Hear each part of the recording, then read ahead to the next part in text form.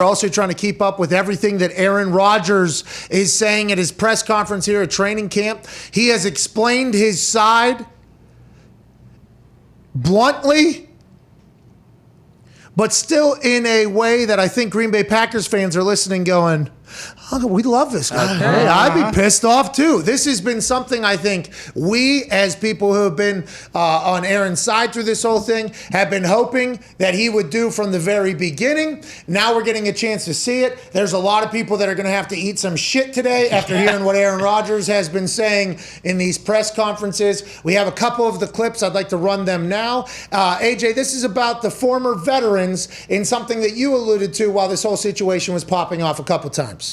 Number of players that I felt like were core players to our foundation, our locker room, high character guys. I'm talking about Charles Woodson, Jordy Nelson, Julius Peppers, Clay Matthews, Randall Cobb, James Jones, John Kuhn, Brett Good, TJ Lang, Brian Balaga, Casey Hayward, Micah Hyde, guys who were, exceptional players for us, but great locker room guys, high character guys. Many of them who weren't offered a contract at all, or were extremely lowballed, or were, maybe in my opinion, not given the respect on the way out that guys of their status and stature and high character deserved. So that was one clip talking about all the veterans, and I think watching, he had them listed out, by the way. He was like, I ain't going to forget none of this shit. And I like that he went back, smiling with his teammates. By the way, he's always been, I love my teammates. I love my coaches. And in there, he even has a clip where he says, I love the team. I love the fans. He almost said organization, which he is currently having. Did you expect him to do this in the press conference? I'm not sure I did, but it does seem like although he's back in the building, they're reworking a contract, he is still at a point where he's like, I'm about tired of this shit still. Let's not get this twisted. Is that how you're reading this thing? And did you expect this, AJ? I guess I never really, I didn't know what to expect, but it's not surprising. I think he's smart for waiting, that he's smart that he waited until then. Like, this wouldn't have done anything.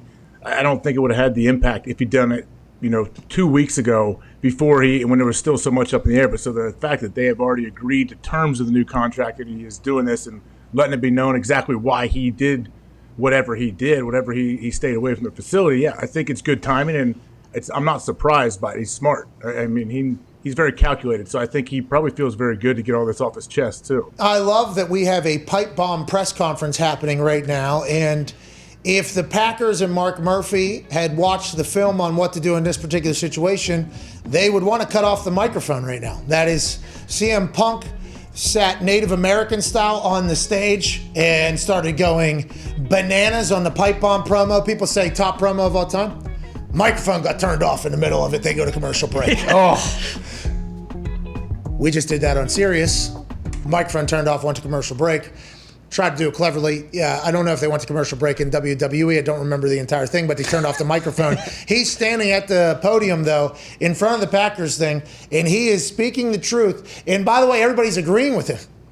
That has to be an interesting situation for old Mark and Gunther whenever you go in tonight in your, whatever dorm room you're staying in Green Bay or whatever. You look in the mirror, you put some water on your face, you look back in and you go, now everybody knows how and why we fucked up. That's not good. I thought we were going to be able to get by this. Shit. This is a moment where, we're learning a lot about why everything has happened that just happened, and I think we're all thankful for it. I wish he would have, maybe just accidentally sent a video to us of him saying all these things. Yeah, it would have been pretty nice if he said one of those, one or two of those things on the show. Hey, at by Ryan Wood, whenever he tweets something, we know it's real. Aaron Rodgers says issues started with the convo in February. I just expressed my desire to be more involved in conversations directly affecting my job. Also, I wanted to help the organization learn from maybe some of their mistakes in the past on how outgoing veterans were treated. Okay, this seems like very common thread that we have been talking about through this entire thing. Now, that type of stuff is going to get dissected, and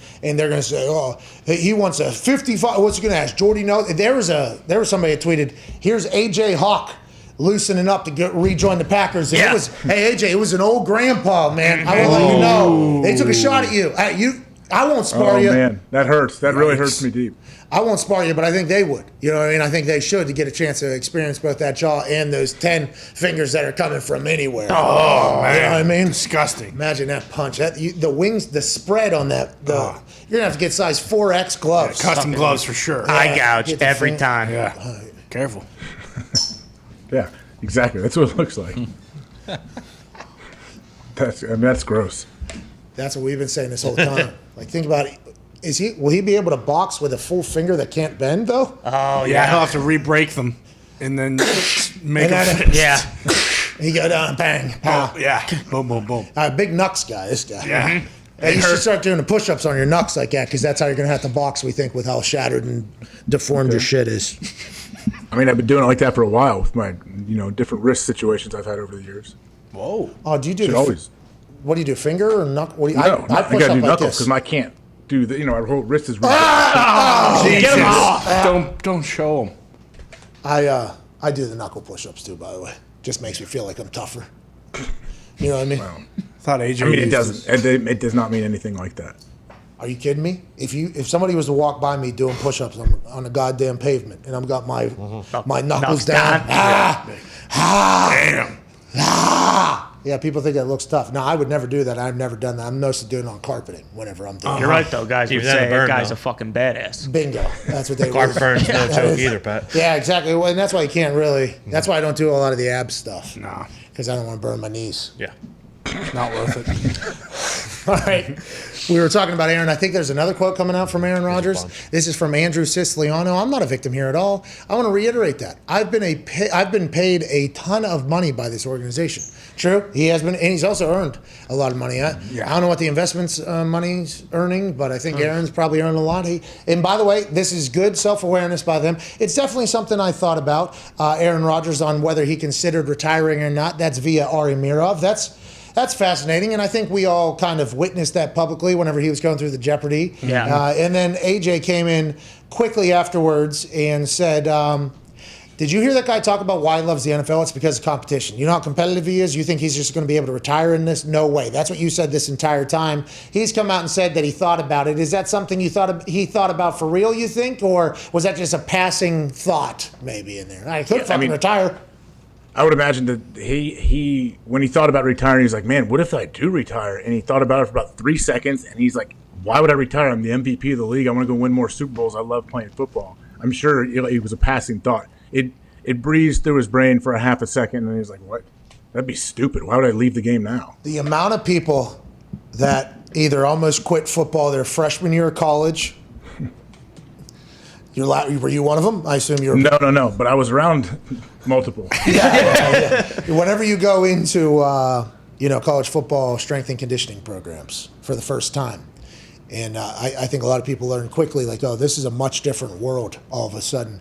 And the amount of people that were going to quit football in their freshman year of college that are now in the NFL and have made a lot of money. I would assume at this point it's in the thousands and thousands of people that have had the moments. The amount of guys who have thought about retiring from the NFL in numerous situations is high. Like, I'm fucking done with this. I'm not doing it. And then it's actually like almost an ongoing joke with equipment managers. Like, he said he was gone last year or whatever. And then they're like, we'll have your jersey for you next year. No, fuck, I ain't doing this ever again. Like, that is something that happens in moments, in slight stuff like that. But the full thought, like, for me, whenever I decided I was going to retire, there was a couple years going into that last year where I was like, I'm fucking done with the bullshit. I don't want to do it anymore. And I thought about it. But then I really sat down and thought about, like, future. Like, okay, what's my life going to be if I was to retire? What's that day-to-day going to look like? Who's going to be around me? How am I going to go? And I was completely wrong on what the day-to-day is going to look like. I will let everybody know this has been much more work than I could have ever fathomed in my life. But it wasn't until I was comfortable with, like, okay, I'm not going to be competing against other people on a day-to-day basis. I'm not going to be focused on doing one particular task. Like, those are things you have to get past. That's not something Aaron seems like, and I don't know him as well as you do. That doesn't seem like a conversation he would have and be like, yeah, I'm cool with not just beating the fuck out of everybody anymore. Like, that feels like that's something that's deep in there,